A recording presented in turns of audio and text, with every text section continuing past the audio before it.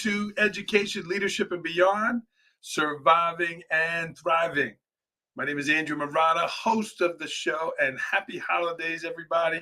Happy, I believe it's Tuesday, and welcome to our live viewing audience here on Facebook, on all social medias. Proud member of the Education Podcast Network, Voice Ed Radio Canada, wherever you are taking in your podcasts. Welcome to Education, Leadership, and Beyond. Before we get started, I'd like to have a quick word from our sponsor, IXL. I'd like to thank IXL for sponsoring today's podcast. Over 1 million teachers use IXL in their classroom every day. IXL is the most widely used online learning and teaching platform K through 12. It empowers schools with complete curriculum, thousands of instructional resources, robust reporting, assessment data, and more. It saves teachers a lot of valuable time with ready-made plans aligned to the standards and the textbooks. Built-in engagement tools like custom competitions make learning fun for students. And IXL's diagnostic is research proven to be a strong predictor of performance on standardized assessments. And the best part, everything I just mentioned is all integrated into one platform, so you can simplify your EdTech tools. Visit IXL.com to lead your students towards data-driven excellence today. The link is in the show notes. And again, appreciate IXL sponsoring today's podcast. Okay, welcome back, everybody, and let's get started. We are going to meet on today's show Ann Brown. Ann is the president and CEO of the Cook Center for Human Connection. I love the title. I love it. We're going to hear their message, but their message and their mission is about wellness, mental health, suicide awareness, suicide prevention, a most important topic. So that's our opening topic, is the human connection. Whether you're an educator, whether you're a parent, really almost any role we're in, when we can make a human connection, when we can make someone feel comfortable, when we can have someone believe in us. You're going to see Ann's shirt here in a minute, her holiday sweater where it says believe, right? And I think she's talking about the holidays and Christmas. But really, when we're talking about our wellness and mental health and all of that, that human connection is so important. So, and as an educator, I believe in the human connection. I want kids to know that they are loved and welcome, not only here in Port Jervis schools, wherever you are serving. So that is our opening segment. I do wish everyone a happy holidays. And without further ado, I do want to welcome in today's guest. Here she is. Hi, Ann. Welcome. Hi, Andrew. Thank you so much for having me. Your sweater made the opening segment there. I heard that. I really wasn't planning to have it visible, but I'll let it be visible for a minute and then we'll switch it around. And this is Ann Brown, everyone. Again, the president and CEO of the Cook Center for Human Connection. And Ann, it is so true, right? Our relationships with people, that connection is so important. So let's start right there. Let's start with the name of your organization, the Cook Center for Human Connection. Yeah, the name is really, Human Connection is the center of everything that we do. We are so fortunate to have funding from the Cook family. Greg and Julie Cook are our founders, and they're the founders of doTERRA Essential Oils. But we very specifically called it the Cook Center for Human Connection because anything that we work on, that we fund, that we create, that we put out in the universe is all about human connection. And it's interesting. We started 5 years ago almost. We started in January of 2020, which is kind of opportune that we start talking about mental health. And I know everybody hears 2020 and they think, oh, it was in response to the pandemic. It was really revolutionary that we were thinking about mental health right then. Because if you remember in January of 2020, COVID was kind of a blip on the news. It wasn't something that was overtaking our whole existence. But we started working on this idea of the importance of relationship and human connection and how can we help enhance that around the country and around the world. Yeah. And you didn't start out in this role. You were an ed tech executive who then changed careers and came here. Tell me about that transition and how you came to become the president since its inception. You've been there 5 years. Yeah. I have been. Yeah, so my career has been in education from the very beginning. I'm the fourth of 5 generations of educators. My great grandmother taught school in Portland. My grandmother taught in Idaho. My mom is the winner. She taught high school for 33 years in Idaho. Wow. I taught in city schools in Utah, and my daughter teaches teachers how to use technology around the country. So 5 generations of educated women that are out there trying to make a difference for kids in the world. So I started as a teacher and got into ed tech really early in 1998 before it had a category. As a matter of fact, I had to ask somebody once. I'd started in the position, I was training teachers, and I started in the position, and about a month in, I said to a colleague, "What do you tell people you do?" Because I didn't even have words for what my job was. It made no sense to me that this was actually a job, and so I was with Pearson for a long time. I was with a small startup called School Improvement Network. Then I was with a great company called Waterford, and I got this very random phone call that said, "We need you to come and run our nonprofit around mental health and suicide prevention." I didn't know the Cook family. I didn't know anything about mental health and suicide prevention, so I'm assuming it was inspired. But what I did know is that as a family, I had been surrounded by mental health needs from before I was born. So my grandfather had passed away by suicide, and my father was in a mental hospital the first time 3 years before I was born. Wow. I have a brother with autism. I have a son with autism. And I just knew how mental health is not a problem I ever thought I would work on, but I knew how it affected you. I knew how it affected the people around us. And I also knew how important the people around the person who's struggling, how important it is for them to be that support for the person, but how they also need that support, and they need knowledge and they need understanding.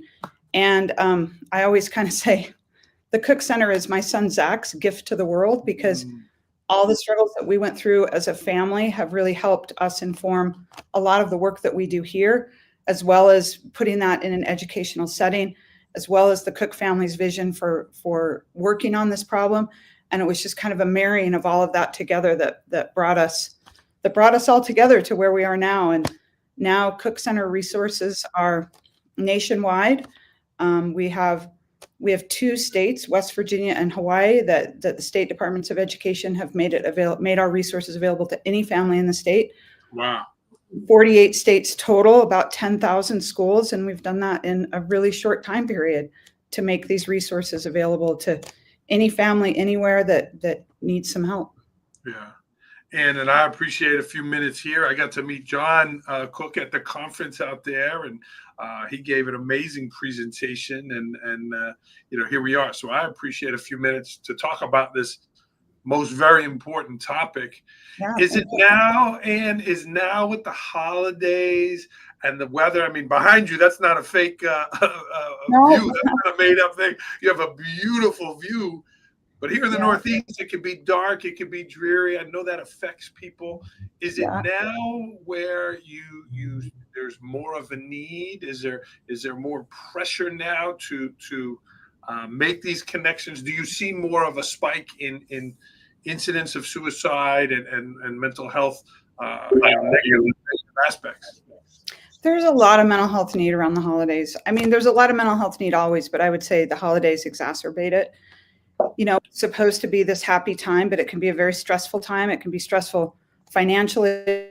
It can be stressful based on, maybe getting together with family that you don't normally see, expectations, schedules. Just there's a lot of pieces. And to your point, weather can have a big impact. Looks like this year across the country, we're not going to have too many white Christmas blizzards. What I'm hearing is it's going to be pretty safe. But those kind of things, those stressors can really add to it. And then the other thing about holidays is it can be the time when you're missing those people who are not with you. People that have maybe passed on, or perhaps relationships that have changed, or whatever that is. The holidays can create a lot of stress. And then the other thing for families is, children are in school 6 hours, 7 hours a day, and now for a couple of weeks, kids and families are all together. So it can be the stress of trying to work while your children are home, or it can be just everyone together in a space and a time that they're not used to being together and not having the same routine. So there's many things about the holidays that can add to those stresses. Yeah. And our hope is that we can help exacerbate some of that. Limit, or I'm looking for the right word. Yeah, the second one. Yeah. Some of those stresses. If you're watching the show live, please jump in with a question for Ann, the Cook Center. And the link is in the show notes for the Cook Center. The resources, the website. Oh my God, very incredible. I got to see some of it at the presentation, and I'm certainly getting ready for the show. But let's talk specifically about schools. I'm a lifelong educator here myself. I'm a principal. I've lost children. We've seen kids hurting themselves. We've seen this not only in our community, but like you said, around the world, really. Talk to me about the work you're doing in schools to change some of these things, to prevent some of these things. Well, let me talk about the resources for a minute, because most of the resources are available to families at no cost, and we want to make sure that you can find those. So at parentguidance.org, there are a couple of really important things that any family that's listening can access and get help and support. We have over 70 courses that are helping parents directly be that first line of support for their kids. So anybody, anywhere can go to parentguidance.org. You can recommend it to another family. It's in 5 languages. And in that, you're going to find courses that are, and when I say a course, they're generally at 30 minutes to an hour, but they're broken up. So you might have 5 minutes, you might have 25-minute sections or whatever. I'm doing the math wrong, but you'll have these little 5-minute sections. And so maybe you don't want to watch the whole course, but you find one piece. Like I'll give you an example. Is I had a colleague say, I wish you had something on peer relationships. And I'm like, well, we do. And so we were able to go in, and he didn't watch the whole course, which is called Understanding Your Child's Emotional Development from 10 to 14 years old. He just went into the 5-minute course on peer, or the 5-minute section on peer relationships, so that he could kind of better understand what's happening with his daughter and friends and things like that. So you might have a full course, or you might have these little sections within each course that make sense. But each of these courses are working on one of 3 things, or all 3 at once. It could be difficult aspects of parenting. So you mentioned self-harm a minute ago. Parents you might find out over the holidays that a child's self-harming, and you have no idea where to go. You don't know who to call. You don't know what to do. There's a course on self-harm to help parents understand what is self-harm, how do you talk to your child about it, what are things you can do to help them. So could be self-harm, depression, anxiety, suicide ideation. It's there for you. It's there for you 24/7 to be able to get more information on it. But you also might have questions like my colleague who said, I just want to understand peer relationships in kids. So we have a whole set of courses that are specific for typical things in parenting, understanding your child's emotional development. And there's self-help for parents. So you might think, I just need a break. There's meditation, there's rewriting self-beliefs, there's finding everyday happiness, things that are to help enhance the parent's mental health as well. There's also about 100 questions that have come from the field, that have come from parents who have written into us, or been on a podcast with us, or a mental health series with us, or something, where a therapist is answering those questions. Every one of these pieces are video based, and every one are done by a licensed therapist, psychologist, social worker, someone, I always say, someone with a lot of letters behind their name, more letters than I have. So that's our person. And so that's available. Any family over the holidays, something goes on, go on to Parent Guidance. There should be a course in there ready to help answer some questions for you. Yeah, you just click on the resources, and man, there's a ton of things there. It's really well organized, very user friendly, almost inviting you, as you said. It's for everyone. It invites you to absorb those. So talk to me about the schools. Are you doing presentations in schools? Is it pushing in the classroom? How do you get in front of the kids to be able to talk about these topics? So here's what's interesting. We do have a student-based piece to what we do, and I'll talk about that in a minute. But everything I've talked about right now is for the parents. Okay. So the reason we work in schools is because parents trust schools. They 80% of parents look for schools, or excuse me, let me say it the right way. 80% of parents rely first on schools for their child's mental health. They're not going to their doctor and asking about mental health. They're doing that in the school. Wow. They're asking the teacher, they're asking the counselor, they're asking the school psychologist. They're looking first to the schools to help support their child's mental health. If the school says, wow, this is beyond our realm, that's when they step away and get into the medical. But families are relying on schools, so we want to give schools the resources. The really nice thing about what we do with parentguidance.org, besides what we're doing to help the parents, is we are helping teachers. Because I was a sixth grade teacher in an inner city school in Utah many years ago, but still. And when I was a teacher, parents would come in and they would ask for help with things. They would tell me things about their family. They would wonder how to get help on different topics. And it sometimes felt like a burden. It just felt like I was getting something else on my shoulders and just weighing me down. And there is true science behind helping. Just by being able to help someone, it improves your own mental health. So when a parent comes in and says, wow, I am worried, my child, I caught my child self-harming in the shower, or I caught my child throwing up or something like that. Instead of you carrying that burden, now as a teacher, you can say, you know what, we have a resource available. If you go to parentguidance.org, there's a course for that. And that helps lift that burden from the teacher so that they're not carrying everything. They're becoming a helper as well. And that helping really helps the parent feel better about themselves and helps the teacher feel better about themselves. And when those people who surround the child feel better, have a more positive experience, then the child feels better about themselves. They know that they can rely on the adults around them. Yeah, that's our goal. That's why we go to school. That's why we go to schools, because parents, kids, teachers, they're all at school. And so when we can provide that help through schools, then we're really making a difference that way. I love that concept of taking that burden off the teacher, right? They could direct them right here and in the right spot. Again, the link to the Cook Center is in the notes. All the resources that President Brown is talking about are under there. And in your opinion, have we removed the barrier about talking about these topics? A teacher and my mentor, Dennis Bellantoni's watching. He says it's a very important topic. Have we removed the barrier? Is it something that we're more comfortable talking about? We're way more comfortable talking about it, but it's hard when you have to talk about it about yourself or about your own child. So it's still hard, but we're way more comfortable than we were. It used to be when I started in early 2020. And when I left my other position that was working on early literacy, early literacy is a very warm topic. Oh, you get to help 4-year-olds learn how to read. Oh, that's such a sweet thing. When I left that and people would say, well, where are you going? I'd say, well, I'm going to go work on mental health and suicide prevention. They would literally flinch and say, oh. But then, Andrew, they started telling me their stories. When they knew I was a safe place, people would tell me their stories. And guess what's happening now? They tell each other their stories. It's okay.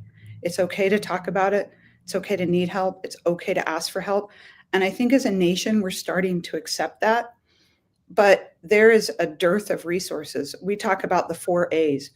We are working to make mental health available because it's not always available. If you go and you try to get an appointment with somebody or you try to get help, you might be 3 to 6 months away from resources. Wow.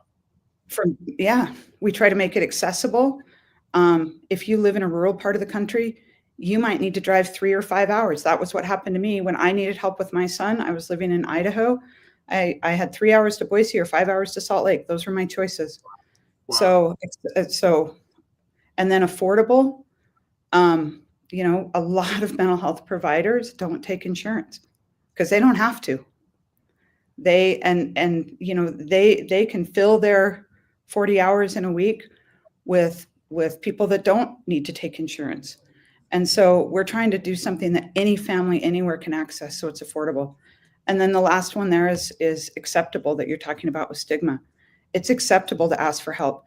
And one of the exciting things about doing this work in schools is when schools just advertise that these things are available, that they say, we're gonna have a mental health series on understanding your child's emotional development, or why my child self-harms, or helping my child be more confident, or understanding suicide ideation in children, right? When we do a topic around that, and when the school advertises that, guess what? Just that advertisement is reducing stigma.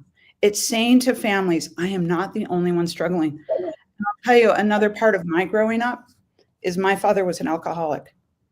And I was sure I was the only family in the whole country that was dealing with alcoholism.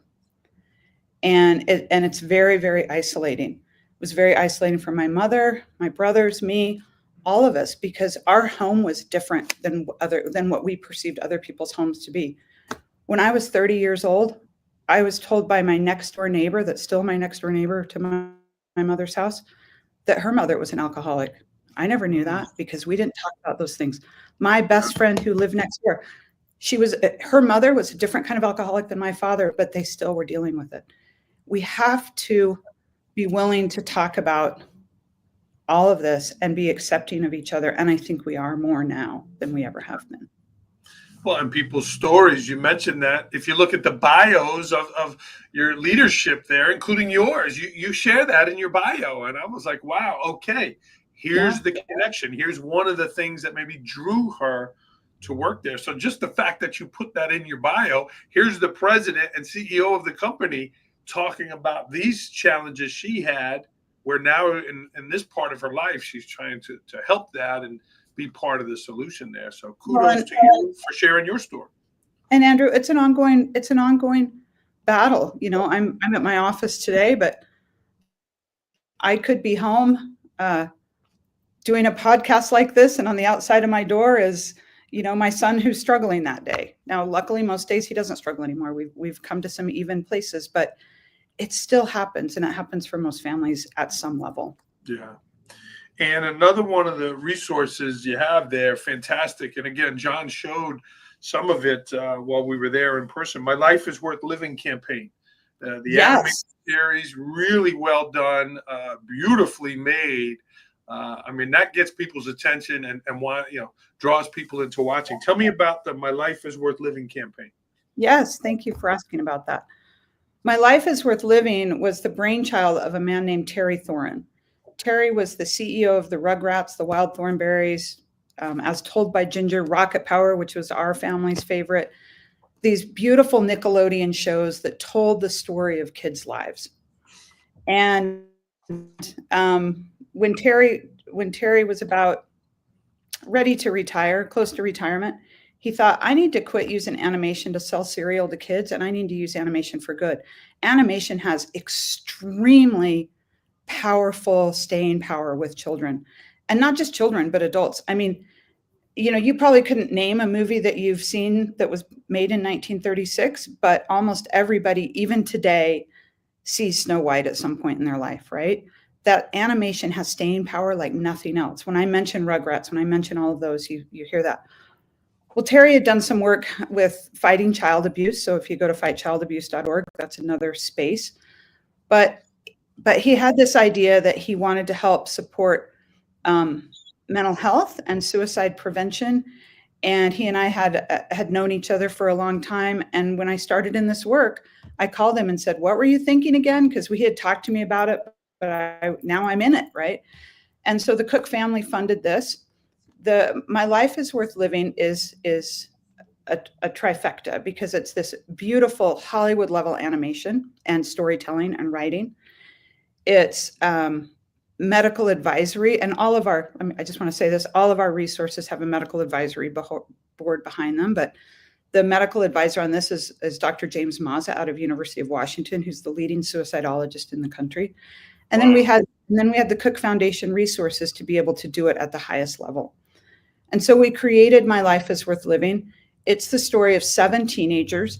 They're each struggling with the thing that are the most prevalent that might make a child consider taking their life. But I will say no one ever gets hurt. No one ever dies in any of our series, but we show the situations that could make kids start to think about it. And when they think about it, we also show them the way through. Someone helps them. They help themselves. They learn that they're not the only ones struggling. They're demonstrating to other people that they're not the only ones struggling. And they're doing this through beautiful storytelling. So with My Life is Worth Living, you can find them on YouTube at YouTube, and then you type in My Life is Worth Living. They're at mylifeisworthliving.org. And there's also a free curriculum for teachers to use that. Cook Center can come in and facilitate the discussion as well around those. And then we have an extra piece of it that we're just so proud of, where we realized that there were moments, there were just really important moments in each of the episodes that people needed to understand the psychology behind it. So for instance, a father, instead of getting angry when a child is struggling, he stands up, he walks towards his son, he hugs him, because there's a power in human touch that people don't always understand. And we have a therapist who on the side takes out that 1 minute section and explains that to parents so they can see what's happening. So you watch the whole series. I mean, each episode, each character has about 20 minutes, but within those 20 minutes, there might be 4 or 5 of these, we call them playbooks, kind of like your playbook that you would use if you were a football player or something. We have these playbooks where it's explained what's happening in each of those sections so that parents know. So often, Andrew, what we're doing is we're helping parents.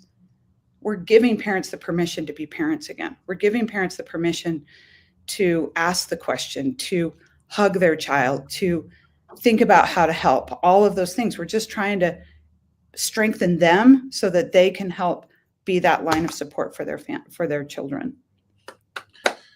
Folks, I highly recommend you check it out. It's on their website as well. But My Life is Worth Living campaign, really well done, Ann.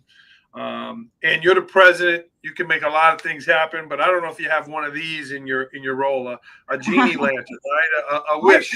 One of those.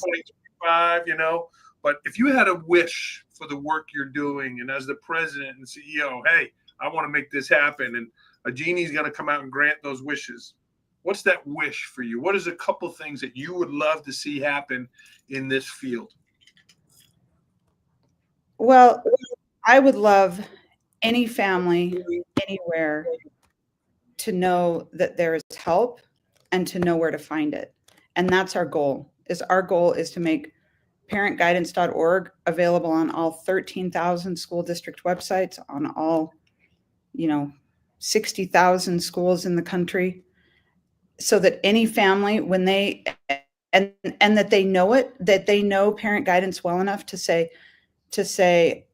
wow, I'm struggling with this. I wonder if there's a course for that on parent guidance, because the Cook family have put immeasurable resources into this, and I want it to be used to its fullest capacity. The thing that makes us most happy is when we see that someone has gone on and been able to take advantage. So all of that comes down to the wish of, I don't want people to have to wait 3 to 6 months to be able to get services.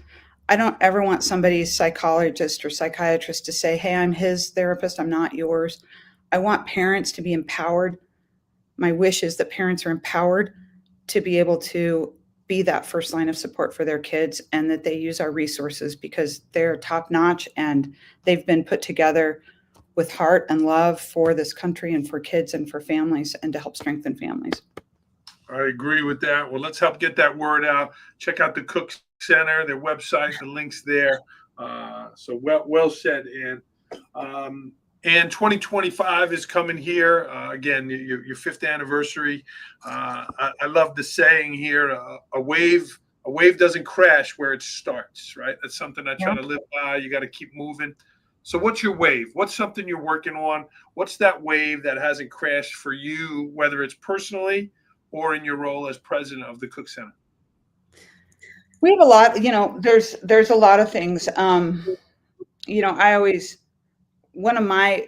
love that way. I haven't ever heard that expression before. I think about the ripple effect a lot, and, it's the ripple effect that makes that wave happen eventually, right? I always think about, I think it's Maya Angelou who said, people won't remember what you did, what you said, but they'll remember how you made them feel. And I always think, how can I help people remember how I made them feel? And this year, we're thinking a lot about leadership. We've done a lot with parents. We've done some with children.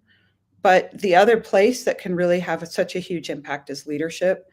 And so we started a program last year called Leadership and Happiness. We take it regionally. We don't charge schools for it. We don't charge, nobody gets charged for it.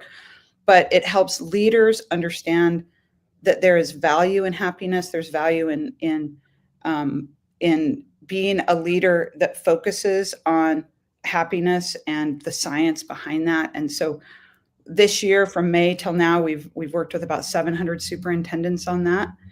We'll probably do work with another 700 to 1,000 superintendents next year. So we're really proud of that.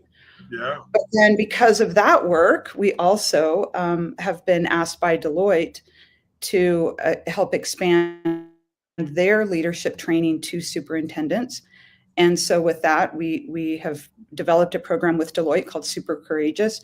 We have about 400 superintendents, maybe not that many, sorry, about 300 superintendents coming together at Deloitte University in Dallas to think about their leadership skills and how that relates to mental health. And so that's coming up in February.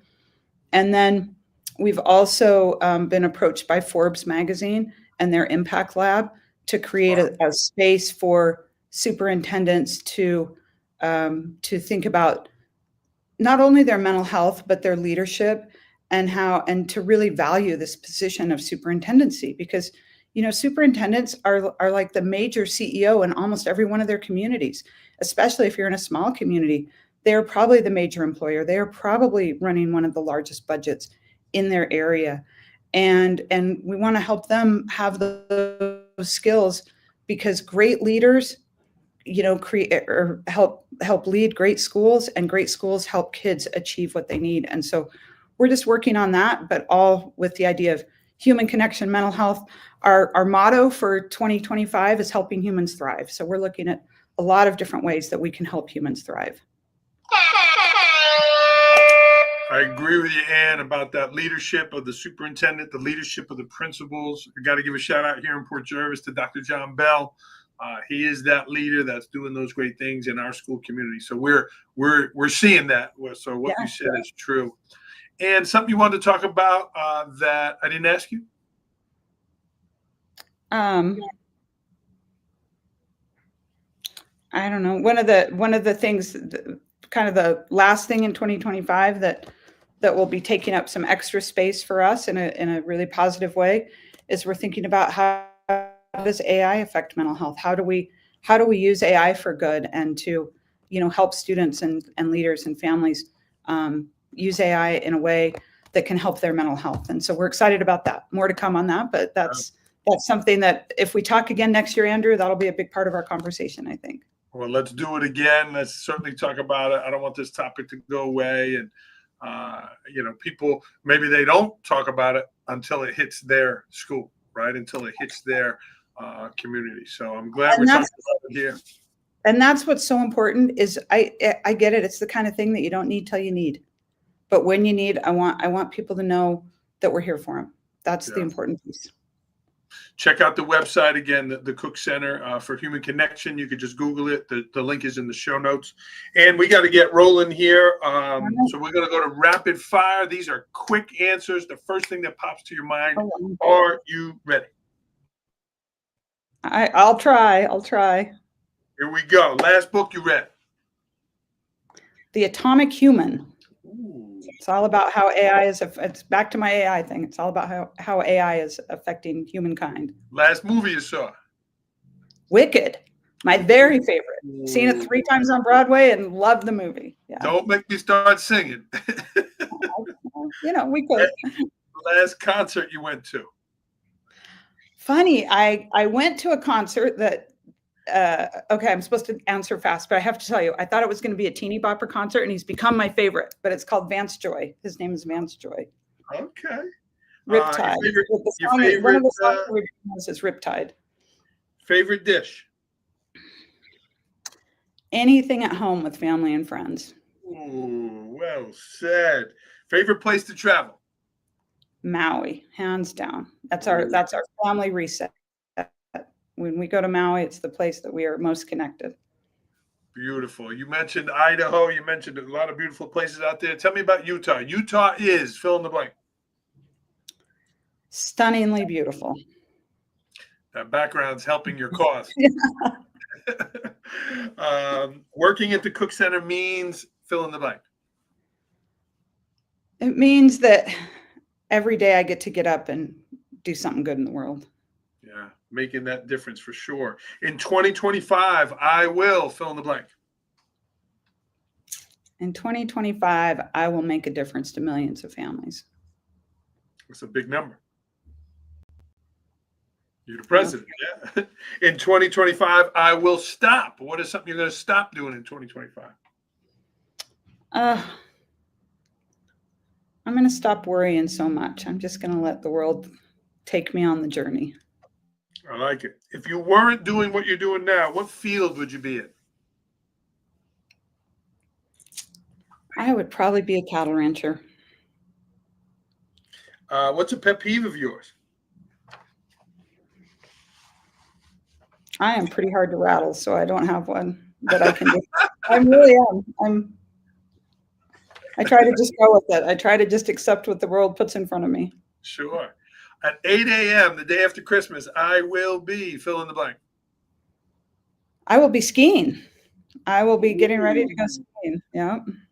Is that like you leaving your house, or you got to go to a resort and do all that, or are you that close to the mountains? I'm that close to them. I live in Park City. Yeah. So I will be driving to the mountain. Beautiful. One thing you are curious about? Oh, I am curious about this AI thing and what that means for the world. I'm spending a lot of time thinking about it because I am very curious about it. I'm extremely curious about how original thought is going to continue in the world when we have access to so much already available information. Yeah. And as a content creator, I hear, I haven't touched it. I literally have not touched it because I want to create my own content. I don't want to fall into it. It feels like the magic pill, and I don't want to touch it. They used to say that technology won't replace teachers, but teachers who use technology will replace teachers who don't. And I kind of think that's, I don't know. I don't know about that with AI, but AI is really, it's going to enhance our lives so much, but we need to be so aware of it so that we don't let it diminish our lives. And that's kind of where I go back to the original thought idea. Yeah, for sure. It's not the tech that got us. It's not the tech that got us to the moon. It's the people who thought of it. So I just don't want to dampen original thought. And this was great. Again, a great topic. I want people to go to the website there, check out those resources. And certainly you want to be in touch with the Cook Center. You want to donate at the Cook Center. All those things are available. And how about you end us with a quote here? Oh, well, I gave you my one favorite, but I do have another one. In a gentle way, you can shake the world. I like that. Quote that I keep here by my desk. But in a gentle way, you can shake the world. So that's what I'm trying to do. Like that. Yeah, you're doing it in your role, president and CEO of the Cook Center. And we are going to sign off here on the podcast. It was great to talk with you. I'm glad we got through our little hurdle there and we made it. So we're here. But I wish you and your organization the best here for the holiday season as well as into 2025. You too. Merry Christmas. Happy New Year. Yeah. Stay on the line a second. We are going to sign off, everybody. Again, check out those amazing resources at the Cook Center website. And best of luck to you. Keep surviving and thriving, friends.